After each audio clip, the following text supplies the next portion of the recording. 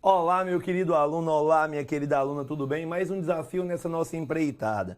Mais uma aula de Direitos Humanos, o tema Convenção sobre a Eliminação de Todas as Formas de Discriminação Racial. Não necessariamente somente o racismo, mas também outras formas de discriminação, como, por exemplo, a injúria racial, tá ok? É isso que eu lhe apresento, então, o título aqui.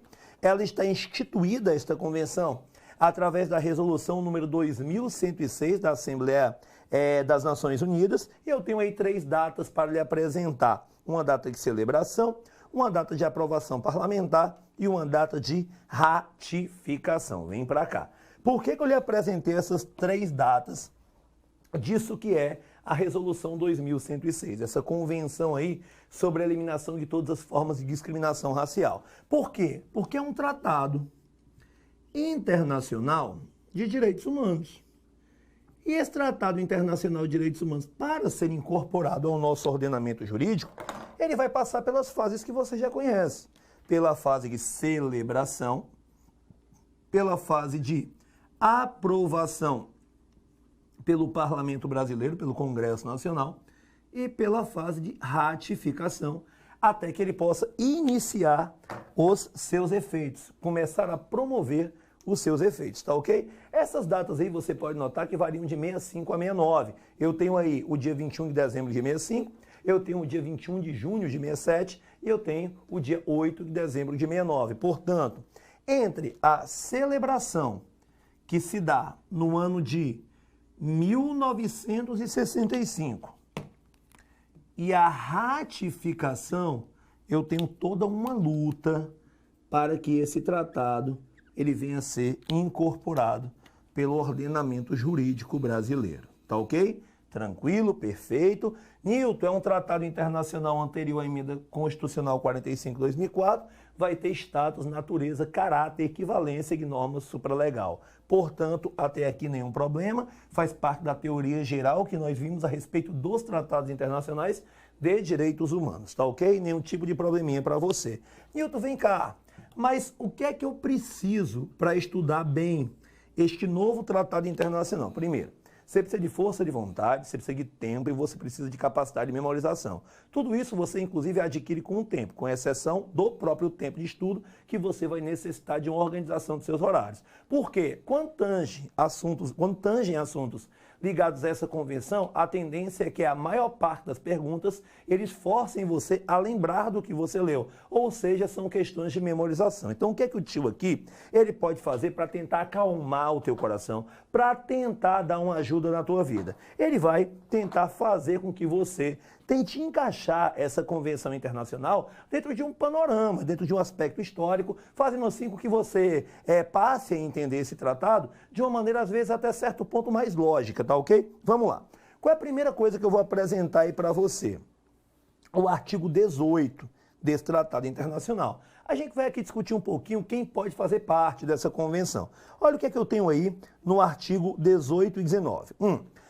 A presente convenção ficará aberta à adesão de qualquer Estado mencionado no parágrafo 1º do artigo 17. Newton, por que você começou aí pelo 18? Newton, ninguém começa a falar de um tratado, de um documento de caráter internacional que versa sobre direitos humanos por um artigo 18.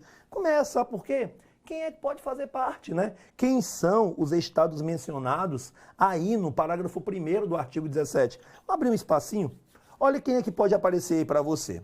Qualquer Estado membro da Organização das Nações Unidas, membro de qualquer uma das agências especializadas da ONU, membro de qualquer Estado parte no Estatuto da Corte Internacional de Justiça, qualquer outro Estado convidado pela Assembleia Geral da ONU. Então, eu tenho que preencher esses requisitos. Tem que ser membro da ONU, membro de uma agência especializada, tem que ser Estado parte do Estatuto da Corte Internacional de Justiça ou tem que ser um Estado convidado pela ONU. Então eu tenho que ter pelo menos aí um desses critérios sendo atendido pelo Estado que quer fazer parte dessa convenção sobre a eliminação de todas as formas de discriminação racial, tá ok? Newton, olha o ponto número 2. A adesão será efetuada pelo depósito de instrumento de adesão junto ao secretário-geral das Nações Unidas. Nosso instrumento de adesão foi depositado em 1968. E a gente tem mais aí, ó. O artigo 19 diz: esta convenção entrará em vigor no 30º dia após a data do depósito junto ao secretário das Nações Unidas do 27º instrumento de ratificação de adesão, ou seja, a convenção entra em vigor 30 dias após a data do depósito junto ao secretário-geral das Nações Unidas do 27º Estado, que é um desses aí que vai depositar esse instrumento de ratificação. No caso aqui, não fica muito triste não, por ter que memorizar essas coisas, porque essa é a parte que menos é cobrada em prova. Mas eu vou lhe dar uma data para lhe situar. Isso aconteceu para conosco, né, com relação a essa convenção, no dia 4 de janeiro do ano de 1969. Então a convenção ela entra em vigor aí no dia 4 de janeiro de 69, tá ok? Tranquilo, legal, bem feito. Agora vamos para alguns documentos precedentes. A gente tem que te alocar historicamente no contexto desse tratado internacional que é a Convenção sobre a Eliminação de Todas as Formas de Discriminação Racial. Quais são os documentos precedentes que eu tenho para lhe apresentar? 1. A Carta das Nações Unidas de 1945 e 2. A Declaração Universal dos Direitos Humanos. Portanto, a gente fala aqui de dois documentos que estão presentes num contexto que a gente chama de contexto de pós-guerra. Contexto de pós-guerra. Newton, faz parte do Sistema Global de Proteção dos Direitos Humanos? Faz. Esse contexto de pós-guerra, aliás, qual guerra estamos nos referindo? Entre o ano de 1939 e o ano de 1945, portanto, estamos nos referindo à Segunda Grande Guerra, a Segunda Guerra Mundial. E eu tenho aí nesse contexto de pós-guerra dois documentos que são de extrema valia, são de extrema importância. São eles, inicialmente falando, a Carta da ONU.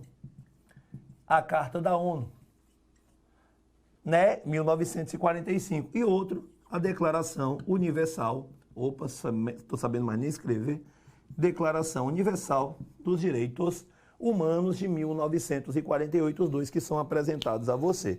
Lembrando que nessa Segunda Guerra Mundial, nós temos alguns horrores que infelizmente merecem ser lembrados. Aqui nós temos, né, a ofensiva nazista sobre a Europa, e uma das características desse nazismo é aquilo que nós chamamos de antissemitismo.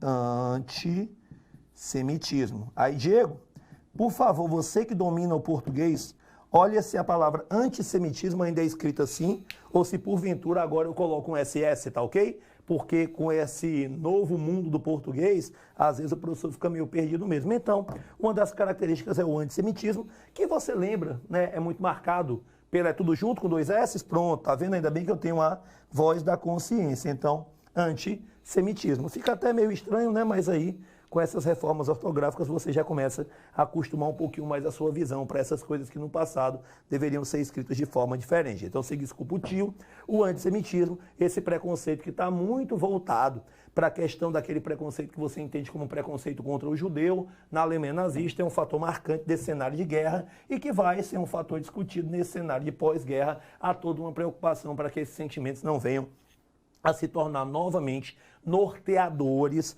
do universo, norteadores desse cenário dos direitos humanos, tá ok? Newton, vem cá. O que é que eu vou encontrar como referência nessa Carta das Nações Unidas? Olha aí, artigo 1º.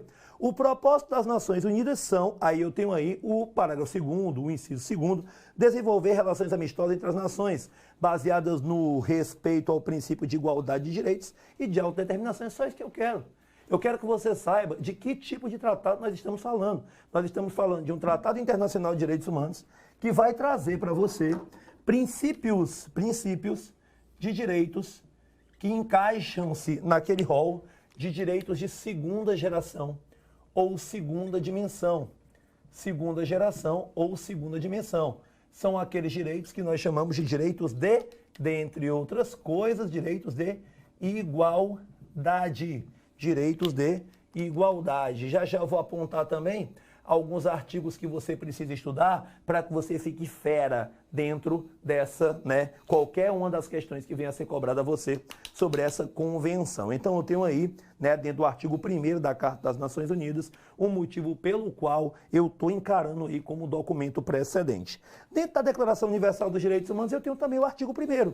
Todos os seres humanos nascem livres e iguais em dignidade e direitos. Então basta. Você pode até continuar lendo, mas só em ter escrito aí, né? Só está escrito aí que nascem livres e iguais não justifica qualquer tipo de discriminação racial, tá ok? Tranquilo, sem nenhum problema. Então eu tenho aí 2 documentos precedentes, mas não são os únicos. Eu tenho aí a Declaração sobre a Concessão da Independência aos Países e Povos Coloniais. Se você, porventura, está aí lendo o texto da convenção, você deve saber que a gente tem aí alguns documentos precedentes que inclusive são citados. E um desses documentos aí, a Declaração sobre a Concessão da Independência aos Países e Povos Coloniais. O que a gente tem? Consciente da necessidade de criar condições de estabilidade e bem-estar e relações pacíficas e amistosas baseadas no respeito aos princípios de igualdade, Newton, mais uma vez, apareceu a expressão igualdade. Sabe por quê? Nesse cenário de pós-guerra aqui, o que a gente mais vai ter é um movimento, que é um movimento de descolonização. Movimento de descolonização. Ô Diego, bota essa aguinha perto de mim, por favor. Descolonização. Newton, que movimento é esse? Movimento de descolonização? É um movimento de dar autodeterminação àquelas nações, principalmente as africanas, que acabaram com o passar do tempo, né, principalmente no século XIX, se tornando colônias de países europeus. Obrigado. Colônias de países europeus. Tá ok? Após a Segunda Guerra Mundial, até pelo enfraquecimento de potências como Inglaterra e França, nós teremos o processo de descolonização, ou seja, o processo de desfazimento disso que foi, embora gerem marcas que são difíceis de serem desfeitas, que foi o processo de colonialismo, na verdade neocolonialismo ou imperialismo do século XIX. Então, para se fazer entender, a gente tem aqui um processo, que é o processo de independência, principalmente nações africanas, mas também asiáticas, que foram colonizadas no século XIX, no período chamado de neocolonialismo e imperialismo, e que agora se tornarão livres, iguais a outras nações e com capacidade de, como diz aí o próprio texto, livre determinação. Então, Newton, quais são os 3 documentos aí que você tem? Eu tenho a Carta da ONU, que é um documento muito conhecido, eu tenho a Declaração Universal dos Direitos Humanos, 45 e 48, e eu tenho aí a Declaração sobre a Concessão de Independência aos Países e Povos Coloniais. Esses 3 documentos aí são importantíssimos, mas eu falei, você precisa atuar a sua memorização. Mas antes disso, quem sabe uma dica aí para você? Lembra disso, ó. Olha a bombinha que eu coloquei para você. O Brasil é ótimo, né? Brasil foi, assim, espetacular. O Brasil vivia sobre a égide do regime ditatorial civil-militar. Então, pera ainda, esse período aqui, aludido, é um período que nós temos a nossa ditadura civil-militar, porque ela vai de 1964 a 1985. A época era muito comum o Brasil celebrar, aprovar parlamentamente, certo? Ratificar tratados internacionais de direitos humanos, mas não colocá-los efetivamente em prática, porque lembre que nós estamos falando de um momento em que muitas das liberdades, em que muitos dos direitos humanos eles foram violados, inclusive os de segunda geração, quando exigem uma atuação estatal e essa atuação não vem de maneira efetiva, tá ok? Então, para lembrar, uma outra coisa que eu peço para vocês é lembrar de um dos maiores exemplos de discriminação racial já visto na história da humanidade, que é o apartheid na África do Sul, que vai durar até o ano de 1994. Então, nesse momento, na África do Sul ainda imperava o apartheid. A gente vai falar de apartheid dentro dos artigos, dentro do texto dessa convenção, tá ok? Então, até aqui, tudo bem, tudo tranquilo, nenhum tipo de problema, tá ok? O que é que a gente vai fazer? Dando prosseguimento, eu tenho aí uma dica para você, que é uma dica que eu considero um tanto quanto interessante. Olha o que é que eu tenho aí. Alarmados por manifestações de discriminação racial ainda em evidência em algumas áreas do mundo e por políticas governamentais baseadas em superioridade racial ao ódio, como as políticas de apartheid, segregação ou separação, está dentro do texto da própria convenção, para você ver como está mais ligado do que você imagina ao que eu acabei de falar, principalmente da África do Sul, tá ok? Então, Newton, peraí, vamos começar aí. Estou tentando me dar um conceito, vem para mim, Diego, estou tentando me dar um conceito a respeito de discriminação racial. Não tenho o que fazer, basta ler. E quando você lê o artigo 1º, você já vai encontrar o quê? A expressão de discriminação racial nessa convenção significará, aí eu tenho uma dica para você, discriminação racial, para a convenção, é DERP. DERP. Newton, o que é DERP? Vamos lá. Distinção, exclusão, restrição ou preferência. Conseguiu entender? Distinção, exclusão, restrição ou preferência. Agora, distinção, exclusão, restrição ou preferência, baseada em quê? Aí você deve lembrar: raça, cor, descendência, origem nacional ou étnica. Ah, Newton, pera ainda. Então é raça, cor, descendência e origem, seja ela nacional ou étnica. Tudo isso vai ser enquadrado no rol de discriminação racial. Newton, vamos ver se eu entendi. Raça, cor. Eita, Newton, raça e cor não é a mesma coisa?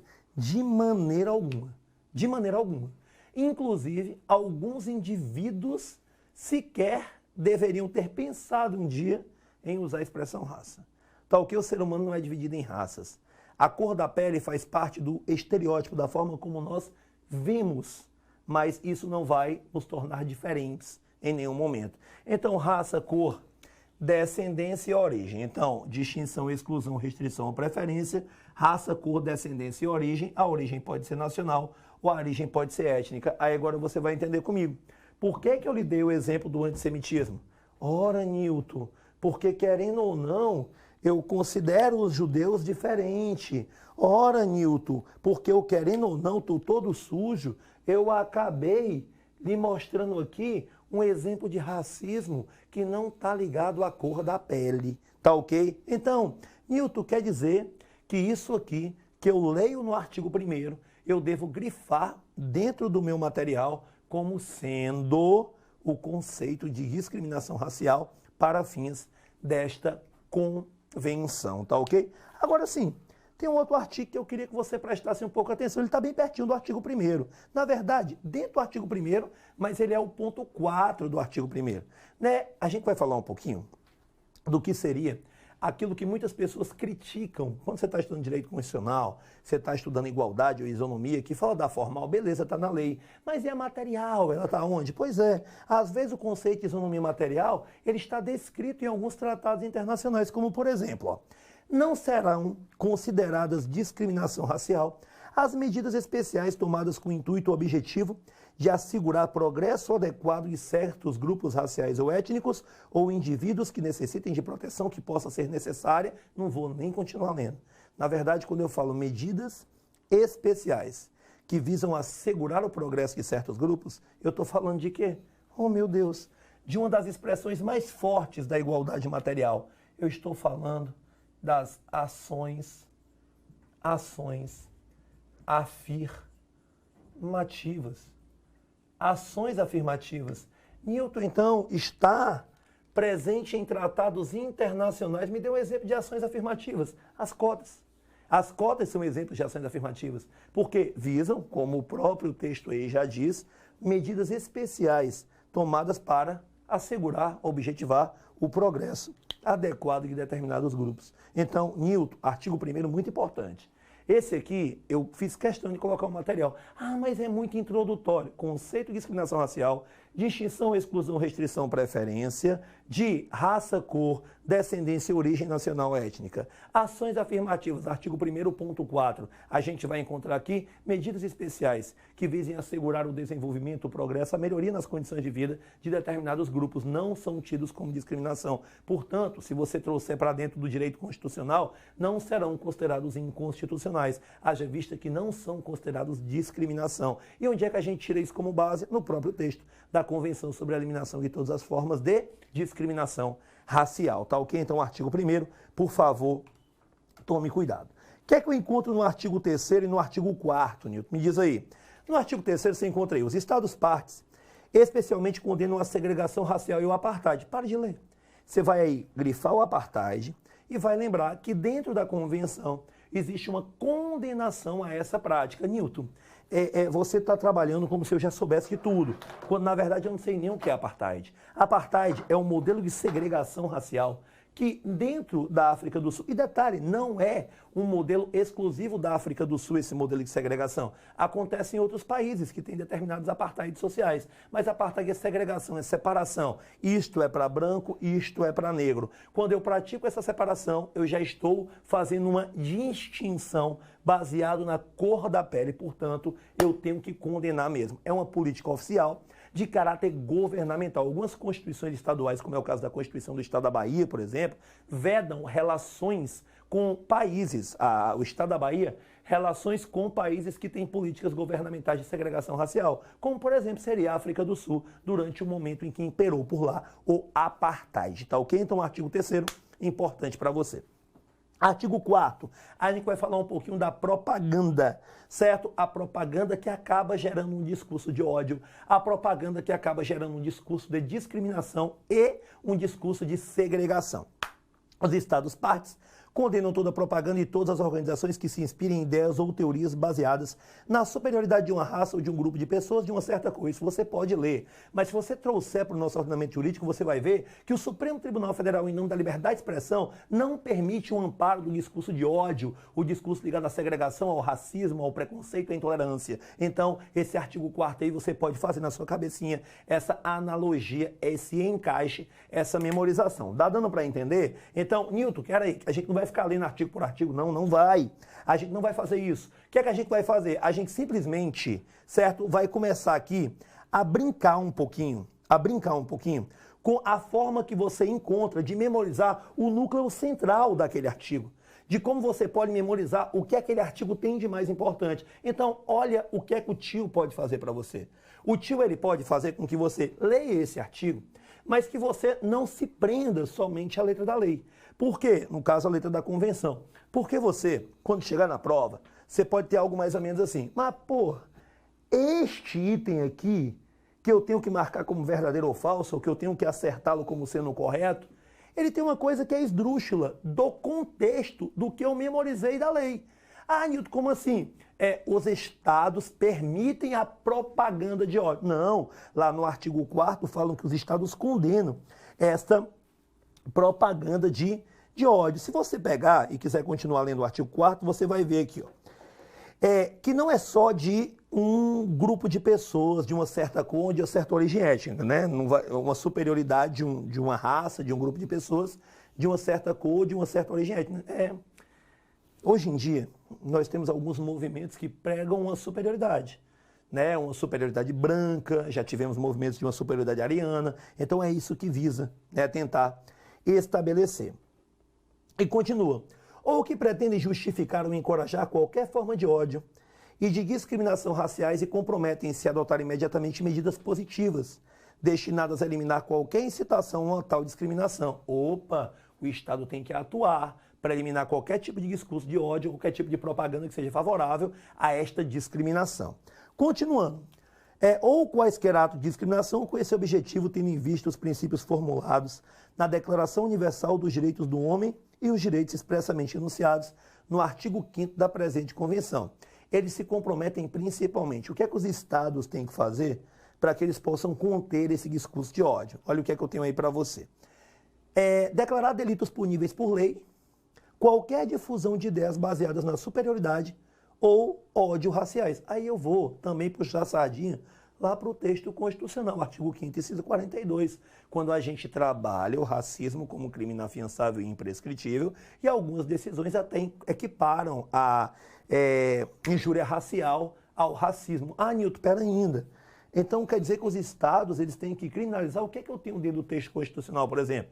Um mandado expresso de criminalização no texto constitucional com relação ao racismo. Item B, declarar ilegais e a proibir as organizações, assim como as atividades de propaganda organizada. Então eu tenho que criminalizar o ato e tenho que declarar ilegal a organização, o grupo, a instituição, tá ok?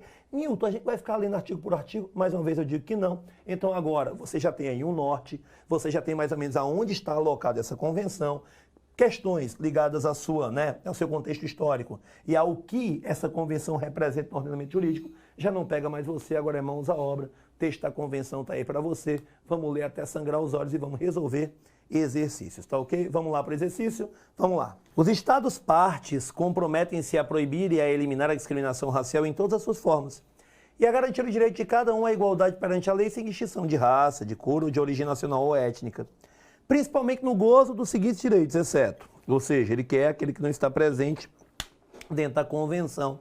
Então, vai a encontrar, não de encontro, mas a encontrar aquilo que falei para vocês, a maior parte das questões é de memorização.